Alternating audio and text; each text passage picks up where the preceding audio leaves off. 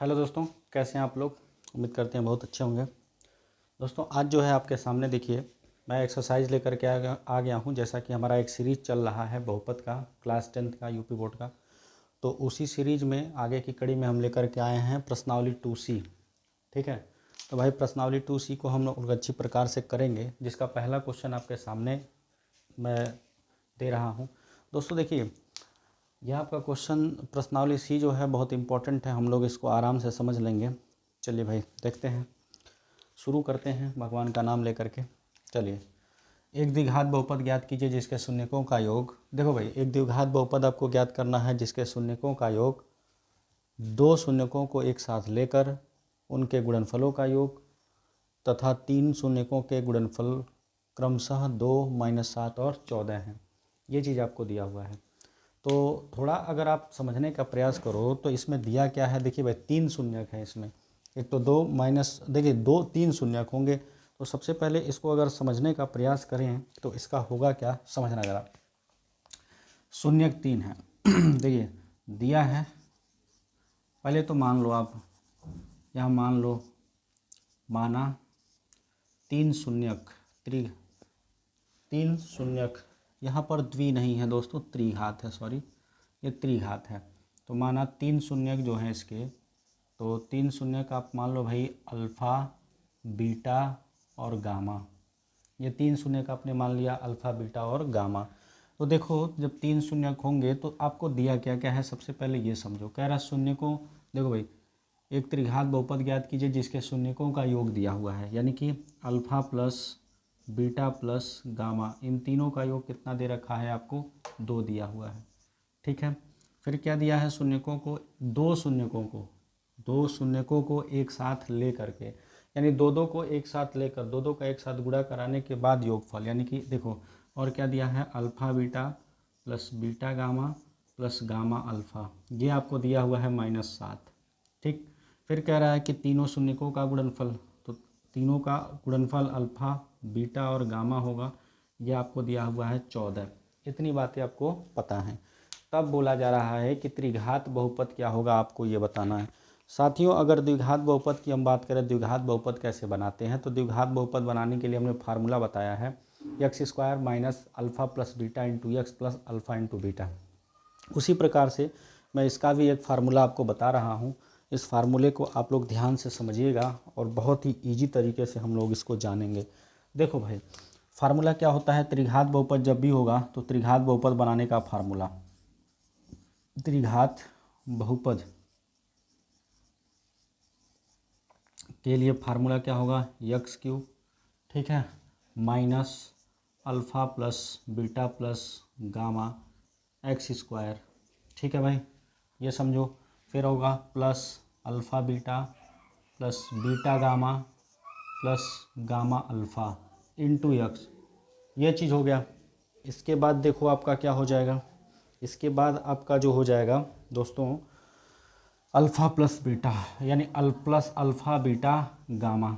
तो फार्मूला आपका क्या निकल के आया, x³ minus alpha plus beta plus gamma into x² plus alpha beta plus beta gamma plus gamma alpha into x plus alpha beta gamma.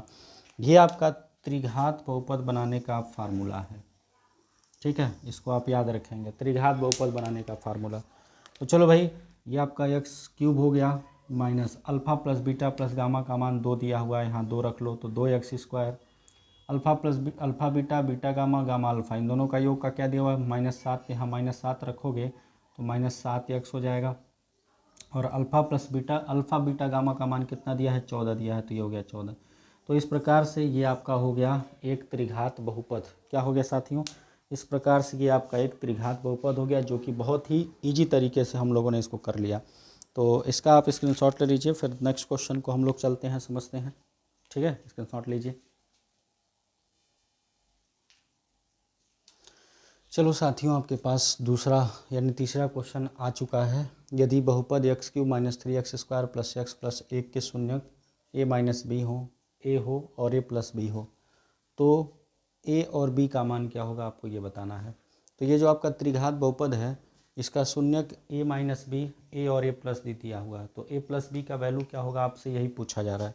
तो समझते हैं भाई। देखिए, जो आपका ये क्वेश्चन है पहले इसको समझ लो, दिया क्या है उसको देख लो भाई। दे रखा है आपको एक बहुपद, दिया है बहुपद, बहुपद क्या है, x cube minus 3x² plus x plus 1, ठीक है। इसको आप मान लो समीकरण 1, और ये त्रिघात बहुपद है, तो त्रिघात बहुपद के लिए स्टैंडर्ड फार्मूला क्या होता है, देखो भाई लिखोगे समीकरण 1।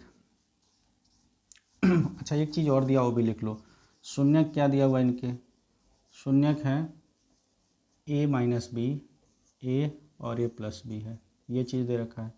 तो अब लिखोगे समीकरण 1 की तुलना, समीकरण 1 की तुलना किससे करा लोगे, ax cube plus bx² plus cx plus D से करने पर, या फिर आप इस तरह से समझो फार्मूला, जब इस तरह का त्रिघात बहुपद का स्टैंडर्ड रूप होता है तो फिर मूलों का योगफल क्या होता है, मूलों का योग क्या होता है भाई, देखो alpha plus beta plus gamma, ये होता है alpha plus beta plus gamma. आप ये बात पहले समझ लो क्या होता है। तो -x² का गुणांक, -x² का गुणांक और बटे में हो जाएगा x³ का गुणांक, ठीक है, गुणांक समझ में आएंगे। तो देखो भाई अल्फ़ा की वैल्यू आप मान लो a माइनस बी है, बीटा की वैल्यू मान लो a है और गामा की वैल्यू a प्लस बी है। क्यों, क्योंकि इसका हमने जो शून्यक माना है अल्फ़ा बीटा गामा माना है, लेकिन हमको जो शून्यक दिया हुआ है a माइनस बी, a और a प्लस बी दिया हुआ है। तो अल्फ़ा के जगह पर आप रख लो a minus b, plus beta के जगह रख लो a और प्लस गामा के जगह रख लो a प्लस बी। अब देखो जो x² का गुणांक होगा यहाँ पर क्या है, x² का गुणांक -3 है, तो माइनस पहले से है और x² का गुणांक -3 आएगा, और x³ का गुणांक कितना है दोस्तों, 1 है, तो यहाँ 1 रखोगे। तो देखो यहाँ b से b कट गया, a कितना हो गया 3a, और यहाँ माइनस माइनस प्लस हो जाएगा 3, तो a की वैल्यू कितनी आ गई, 1 आ गई। ये आपका a का मान हो गया। अभी आपको b का वैल्यू निकालना है, तो b के मान को निकालने के लिए थोड़ा समझना क्या करेंगे। b के मान को निकालने के लिए देखो साथियों, alpha beta plus beta gamma plus gamma alpha बराबर x का गुणांक बटे x³ का गुणांक हो गया। तो अल्फ़ा की वैल्यू a माइनस बी रख दिए, बीटा की वैल्यू a रख दिए, बीटा की वैल्यू a हो गया, गामा की वैल्यू a प्लस बी, फिर गामा की वैल्यू a प्लस बी और अल्फ़ा की वैल्यू a माइनस बी। तो चलो भाई a की वैल्यू आपका 1 निकाले हो, तो a के जगह पर 1 माइनस बी हो गया, इंटू a के जगह पर 1 प्लस 1 प्लस बी और plus 1 plus b into 1 minus b, और 1/1 का मतलब 1 हो गया। तो यहाँ से आपका 1 माइनस बी हो जाएगा, ये भी आपका 1 प्लस बी हो जाएगा। लेकिन अगर यहाँ देखो तो एक ब्रैकेट में प्लस बी, दूसरे में माइनस बी, तो हो जाएगा 1 माइनस बी का स्क्वायर बराबर 1। तो ये b से b कट गया, 1 कितना हो गया 3 माइनस बी स्क्वायर बराबर 1। तो भाई 3 को इधर ही रोक लो, 1 को इधर भेजो -1 और b को उधर भेज दो b स्क्वायर, तो b स्क्वायर बराबर कितना हो गया 2, तो b बराबर हो गया प्लस माइनस √2। तो ये आपका हो गया b का मान। इस प्रकार से ये क्वेश्चन हमारा हो गया है। अब हम लोग नेक्स्ट क्वेश्चन की तरफ चलते हैं, इसका स्क्रीनशॉट ले लीजिए आप। चलिए दोस्तों, आपके सामने चौथा नंबर क्वेश्चन हमने लिखा है। चौथा नंबर क्वेश्चन आपके पास क्या है, यदि बहुपद x³ plus 9x² plus 20x plus 12 है तो इसके शून्यकों को ज्ञात करना है। तो शून्यक निकालना है। देखिए बहुत ही अच्छा सवाल है ये, इसको कैसे करेंगे, इसके शून्यों को कैसे निकालेंगे, ज़रा देखने का प्रयास कीजिएगा। देखिए जब भी इस तरह का क्वेश्चन हो, आपको दिया क्या है, बहुपद दिया है, बहुपद x³ plus 9x² plus 20x plus 12, ये आपका बहुपद है। अब ये बहुपद दिया हुआ है तो इसका आपको करना है शून्यक निकालना है। तो जब भी शून्यक निकालना हो तो जो 12 है ना, यहाँ पर जो भी अंक होगा उसका हम गुणनखंड करेंगे, ठीक है। तो लिखो यहाँ पर 12 का गुणनखंड, 12 का गुणनखंड। देखिए 12 का आप गुणनखंड क्या क्या कर सकते हैं, एक तो प्लस माइनस 1 होगा, प्लस माइनस 2 होगा, प्लस माइनस 3 होगा, प्लस माइनस 4 होगा, ठीक है, प्लस माइनस 6 होगा, और आप कह सकते हो प्लस माइनस खुद 12 भी होगा। इस तरह से क्यों, ये गुणनखंड कैसे है, देखिए 1 से 12 को काटोगे तभी कटेगा, और -1 से काटो तब भी कटेगा। अब इन्हीं में से कोई ऐसा नंबर लेंगे हम जिसको x के स्थान पर रखने पर अगर शेष 0 आ जाता है तो कहेंगे कि वो लिया गया जो हमारा वैल्यू होगा वो इस बहुपद का एक गुणनखंड होगा। तो सबसे पहले हम लोग उठाते हैं।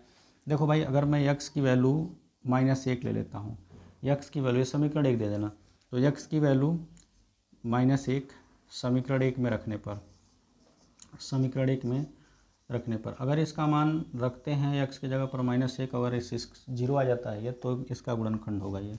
तो शेष, इससे शेष निकलेगा। शेष कैसे निकलेगा, देखो यहाँ -1 का क्यूब प्लस 9 -1 का स्क्वायर प्लस 20 -1 और प्लस 12। तो यहाँ से शेष क्या आ गया आपका, -1 होगा और ये वर्ग हो जाएगा, स्क्वायर -1 का स्क्वायर प्लस 1 यानी 9 हो गया। यहाँ पर ये -20 होगा और प्लस में 12। तो शेष कितना आ गया यहाँ से, शेष आपका आ गया, देखो 12, ये आपका 21 हो गया माइनस में, और 12 और 9 कितना हो जाएगा 21, यानी शेष कितना आ गया भाई, शेषफल आपका आ गया 0 आ गया। ठीक है, शेषफल आपका 0 आ गया, यानी कि क्या रखने पर शेषफल 0 आया है, तो x बराबर -1 हमने रखा समीकरण 1 में तो 0 आ गया। यानी आप यहाँ से क्या कह सकते हैं देखिए, अगर आप गुणनखंड प्रमेय लगाएंगे तो गुणनखंड प्रमेय से आपका क्या कहा जा रहा है कि x माइनस, देखो -1 को इधर ले आओ तो +1 हो जाएगा, क्या हो जाएगा +1, तो x + 1 बहुपद किसका, x³ + 9x² + 20x + 12 का एक गुणनखंड है, का क्या है, एक गुणनखंड है। ठीक है भाई, क्योंकि इसे भाग देने पर, जब इसको भाग देंगे तो शेषफल आपका 0 आएगा। तो एक तो आपका शून्यक निकल चुका है, x बराबर -1, इसके शेष 2 शून्यक और निकालने हैं। तो उनको निकालने के लिए देखो भाई, आप करोगे क्या, जो आपका ये दिया हुआ है कि x³ + 9x² + 20x + 12, इसको आप लिख क्या सकते हो, देखिए इसको लिख क्या सकते हैं, ये x³ है, 9x² को लिख सकते हो x² + 8x², देखो 8x² और 1x² मिल करके 9x² होगा कि नहीं होगा, बिल्कुल आराम से होगा, इसमें कोई शक नहीं है। अब देखिए यहाँ पे 20x, तो इसको लिख सकते हैं 8x और प्लस 12x और प्लस 12 है, इस प्रकार से लिखा जा सकता है। तो देखिए इसमें आप क्या करेंगे, आप कॉमन ले सकते हैं x³ और x² में, तो x² कॉमन ले लो तो यहाँ x बचेगा + 1, इन दोनों में क्या कॉमन मिल रहा है 8x, तो यहाँ क्या बचा भाई x + 1, अब इन दोनों में क्या मिल रहा है +12, यहाँ हो जाएगा x + 1। अब देखो यहाँ पे थोड़ा समझते हैं हम इसको समझेंगे, तो यहाँ पर क्या हो जाएगा x² सब में x + 1 कॉमन है, तो x + 1 कॉमन हो गया, तो यहाँ बचा क्या आपका x² + 8x और प्लस में क्या हो गया 12 हो गया। ठीक है, प्लस में 12, देखो अभी एक फैक्टर तो आया ही था ना, x + 1 हमने निकाला भी था कि x + 1 इसका गुणनखंड है, तो x + 1 हो भी गया गुणनखंड, तो x + 1 हो गया। अब इसका आप कर लो फैक्टर, देखो भाई इसका फैक्टर करो तो मध्य पद को तोड़ना है, तो x² इसको लिख सकते हो 6x और प्लस 2x और प्लस में 12, 6 दूना 12 और 6 दो कितना हो जाएगा दोस्तों 8 हो जाएगा आपका। तो देखो भाई ये हो गया x + 1 और इन दोनों में x कॉमन ले लो तो यहाँ x + 6 होगा, और इन दोनों में आप 2 कॉमन + 2 कॉमन ले लो तो यहाँ x + 6 हो जाएगा। अब पूरे में कॉमन क्या मिल रहा है, देखो x + 1 तो रहेगा ही रहेगा, यहाँ x + 6 मिल रहा है और यहाँ x + 2 बचा, यानी आपके पास ये 3 चीज़ें हो गई। अब शून्यक निकालने के लिए मानों को क्या किया था, देखिए शून्यक के लिए आप इसको 0 के बराबर करेंगे सभी को, यानी x + 1 into x + 6 into x + 2 शून्यक के लिए 0 के बराबर करेंगे। तो 3 बातें हैं, एक तो अब लिखोगे x + 1 को जब 0 के बराबर, तो x बराबर कितना आ जाएगा -1, ठीक। फिर लिखो x + 6 को 0 के बराबर, तो यहाँ से x की वैल्यू क्या आ जाएगी -6 आ जाएगी। फिर यहाँ से लिख लो x + 2 को 0 के बराबर, तो यहाँ से x की वैल्यू क्या आ जाएगी -2 आ जाएगी। यानी इस प्रकार से x का आपका तीनों का मान निकल चुका है, x के जो तीनों मान निकले हैं वही इसके शून्यक हैं।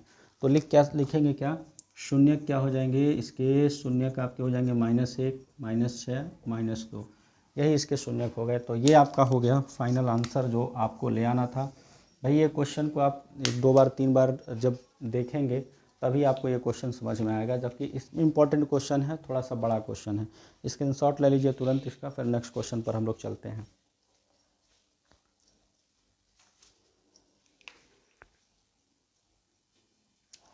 चलिए मित्रों, आपके सामने क्वेश्चन जो है, देखो बच्चों क्वेश्चन क्या है, यदि बहुपद x³ minus x square plus x plus 3 का एक शून्यक a है तो a का मान क्या होगा।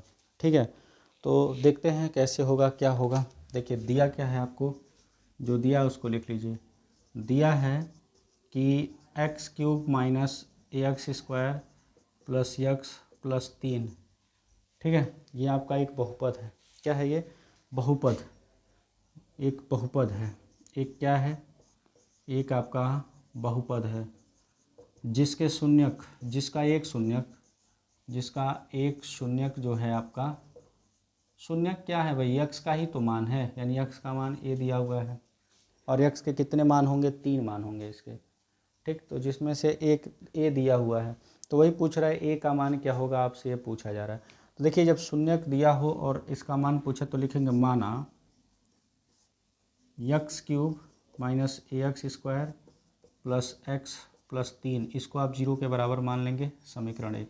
अब x बराबर a आपको दे रखा है, यानी कि एक शून्यक दिया हुआ है, इसका मान आप समीकरण 1 में रखेंगे। तो x बराबर 1 समीकरण 1 में रखने पर तो रखेंगे यहाँ पर, तो x की जगह एक a रखो तो a का क्यूब माइनस a, x की जगह a रखोगे तो a का स्क्वायर प्लस a प्लस 3 बराबर 0। तो यहाँ आपका हो गया a³ और ये a स्क्वायर का a में गुणा करो तो a³ हो गया और प्लस a प्लस 3 बराबर 0। a³ से a³ कट जाएगा, यहाँ a प्लस 3 बचा बराबर 0। a का मान कितना आ गया, -3 आ गया। यही आपसे पूछा जा रहा है, तो a की वैल्यू क्या होगी आपको ये बताना था। तो इस प्रकार से हम लोगों ने इस क्वेश्चन को भी बहुत ईजी तरीके से कर लिया है। आप इसका स्क्रीनशॉट ले लीजिए, फिर 6 नंबर क्वेश्चन पर तुरंत चला जाए।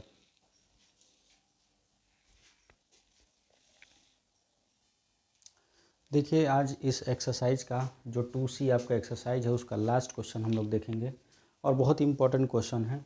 कह रहे यदि बहुपद px बराबर x³ minus 5x square minus 2x plus 24 के दो शून्यकों का गुणनफल 12 है, किन्हीं दो शून्यकों का गुणनफल 12 है, क्योंकि इसके 3 शून्यक होंगे, क्योंकि त्रिघात बहुपद है, तो किन्हीं दो शून्यकों का गुणनफल 12 है, तो इसके सभी शून्यक क्या होंगे आपको ये बताना है। तो चलो भाई देखते हैं इसमें दिया क्या है। देखिए दिया हुआ है आपके सामने, ऐसे पहले मान लो, देखो पहले लिखो, माना शून्यक, मान लो भाई इसके शून्यक जो हैं अल्फ़ा बीटा और गामा है दिए गए बहुपद का। ठीक है, इसके शून्यक क्या है, अल्फ़ा बीटा गामा। तब आपको बहुपद क्या दिया हुआ है, px बराबर दे रखा है x³ minus 5x square minus 2x plus 24, ये आपको दिया हुआ है। ठीक है, तो देखो अल्फ़ा आपको, अगर आपको यहाँ पता हो कि alpha plus beta plus gamma तीनों शून्यकों का योग क्या होगा, तो तीनों शून्यकों के अगर योग की बात करें तो तीनों शून्यकों का जो योग होता है आपका वो किसके बराबर होता है दोस्तों, तो वो होता है -b/a, -b/a के बराबर। या ये कह सकते हैं इसी को कह लीजिए कि -x स्क्वायर का गुणांक और बटे में x³ का गुणांक। ठीक, x³ का गुणांक समझ में आया। तो alpha plus beta plus gamma बराबर एक्स स्क्वायर का गुणांक -5 है और माइनस पहले से है तो माइनस हो जाएगा, और x³ का गुणांक 1 है, यानी alpha plus beta plus gamma आपका कितना आ गया, -+5, समीकरण 1 मान लीजिए। क्लियर है ये बात, कोई डाउट। अब देखो, आप जानते हो कि अल्फ़ा बीटा गामा बराबर क्या होता है, तो अल्फ़ा बीटा यानी तीनों शून्यकों का जो गुणनफल होता है अल्फ़ा बीटा और गामा, तो अल्फ़ा बीटा गामा किसके बराबर होता है, आप इस बात को अगर समझें तो अल्फ़ा बीटा गामा आपका हो जाएगा -d/a, या कह सकते हो माइनस अचर पद बटे x³ का गुणांक, तो अचर पद क्या है -24 और एक्स क्यूब कितना है आपका, एक्स क्यूब का गुणांक 1 है तो ये 1 हो गया। ठीक है, कोई दिक्कत? तो अल्फ़ा बीटा गामा आपका आ गया -24। अब देखो इसमें ये कह रहा है कि दो शून्यकों का गुणनफल 12 है। तो एक चीज़ और यहाँ पे समझ लो, दो शून्यकों का गुणनफल दिया हुआ है, यहाँ पर ये चीज़ लिख लो, दिया है कि दो शून्यकों का गुणनफल, तो मैं मान लेता हूँ अल्फ़ा और बीटा का गुणनफल 12 है। किन्हीं भी दो शून्यकों का गुणनफल ले सकते हैं। तो अल्फ़ा और बीटा का गुणनफल 12 दिया हुआ है, तो अगर मैं यहाँ अल्फ़ा और बीटा के जगह 12 रख दूँ तो 12 गुणे गामा बराबर -24, यानी यहाँ पर गामा की वैल्यू निकालोगे तो -2 आ जाएगा। क्या आ जाएगा? गामा की वैल्यू आपका आ जाएगा -2। ठीक है, चलो भाई, अब जो है जो आपका समीकरण 1 है उसमें देखो यहाँ से लिखोगे गामा का मान, गामा का मान, गामा का मान समीकरण 1 में रख लो। समीकरण 1 में रखने पर तो गामा का मान समीकरण 1 में रखो, गामा का मान -2 है, समीकरण 1 में रखोगे तो अल्फ़ा प्लस बीटा, गामा के जगह -2 रख लो तो -2 हो गया बराबर 5, यानी यहाँ से अल्फ़ा प्लस बीटा का मान कितना आ जाएगा 5, 2 को उधर भेजो तो +2 हो जाएगा, तो अल्फ़ा प्लस बीटा की वैल्यू हो गई 7। अब ये आप मान लीजिए इसको समीकरण नंबर 2। चलो साथियों, ठीक है। अच्छा, एक चीज़ और जानो, आपके पास आप जानते हो कि अल्फ़ा माइनस बीटा का होल स्क्वायर जो होता है वो अल्फ़ा प्लस बीटा का होल स्क्वायर, और माइनस क्या होता है यहाँ पर, तो -4 अल्फ़ा बीटा के बराबर होता है। ठीक है, देखिए अल्फ़ा माइनस बीटा का होल स्क्वायर किसके बराबर होगा, अल्फ़ा प्लस बीटा का होल स्क्वायर -4 अल्फ़ा बीटा। क्यों -4 अल्फ़ा बीटा होगा? जब आप इसमें a प्लस बी का होल स्क्वायर लगाओगे ना तो सेम टू सेम आपका यही चीज़ आएगा। तो देखो अल्फ़ा माइनस बीटा का होल स्क्वायर बराबर अल्फ़ा प्लस बीटा की वैल्यू कितनी आई है 7, तो यहाँ रख दो 7, तो 7 का वर्ग और -4 इंटू अल्फ़ा इंटू बीटा की वैल्यू क्या दिया हुआ है 12, तो यहाँ हो गया 12। तो देखो अल्फ़ा माइनस बीटा का होल स्क्वायर बराबर ये 7 का वर्ग करोगे 49 और -12 चौक 48, यानी कि अल्फ़ा माइनस बीटा का होल स्क्वायर आपका कितना आ गया 1 आ गया। तो स्क्वायर हटाओगे तो ये रूट से बाहर आएगा तो +-1 आ जाएगा। ठीक है, अब ये आप मान लो समीकरण नंबर 3। अब आपको निकालना है अल्फ़ा बीटा का मान, अल्फ़ा और बीटा का, गामा का तो निकल चुका है। ठीक है, तो अल्फ़ा और बीटा का अगर मान निकालते हो आप तो क्या करोगे, देखो समीकरण 1 और 2 को जोड़ दो तो लिखो, अच्छा यहाँ से धनात्मक लेकर के जोड़ना, मान लो कि समीकरण 3 से धनात्मक लेना। चलो ठीक है, मैं अगर धनात्मक ही ले लेता हूँ तो देखो यहाँ पे लिखना समीकरण 2 + 3 करने पर जोड़ो, तो जोड़ोगे तो देखो यहाँ माइनस बीटा है, प्लस बीटा है और ये माइनस बीटा है, ये दोनों हो जाएगा कैंसिल। अल्फ़ा और अल्फ़ा कितना हो जाएगा 2 अल्फ़ा, 2 अल्फ़ा बराबर कितना होगा, देखो यहाँ से 7 और यहाँ से +1 एक बार ले रहे हैं तो 7 और 1 कितना हो जाएगा 8, यानी कि अल्फ़ा का मान कितना आ गया 4 आ गया। ठीक है, ये अल्फ़ा का मान आ गया। अब यही अल्फ़ा का मान किसी भी समीकरण में, जैसे देखो यहाँ पे ऐसे बना रहा हूँ, तो लिखो अल्फ़ा का मान समीकरण नंबर 2 में ही रख दो, समीकरण 2 में रखने पर तो 2 में रखोगे तो अल्फ़ा की वैल्यू आया है 4 प्लस बीटा बराबर 7, तो बीटा की वैल्यू क्या आ गया 7 - 4, तो बीटा की वैल्यू आ गया आपका 3, यानी कि क्या मान आ गया, तो अल्फ़ा का मान आपका आ गया 4, बीटा का मान आपका आ गया 3 और गामा का मान आपका आया है -2। ये आपके धनात्मक लेने पर आया है। ऐसे ही आप अगर यहाँ -1 लोगे तो भी आएगा, तो उस तरह से भी हो सकता है, आप उसको ले लीजिएगा माइनस वाले को। तो आज के लिए सिर्फ इतना ही रहने देते हैं। इस तरह से हमारा ये एक्सरसाइज कंप्लीट होता है साथियों। आप इसका स्क्रीनशॉट ले लीजिएगा, बहुत बेहतरीन तरीके से इसको बताया गया है। और अगर वीडियो पसंद आ रही हो तो लाइक शेयर और सब्सक्राइब ज़रूर करें। तो चलिए दोस्तों, थैंक यू।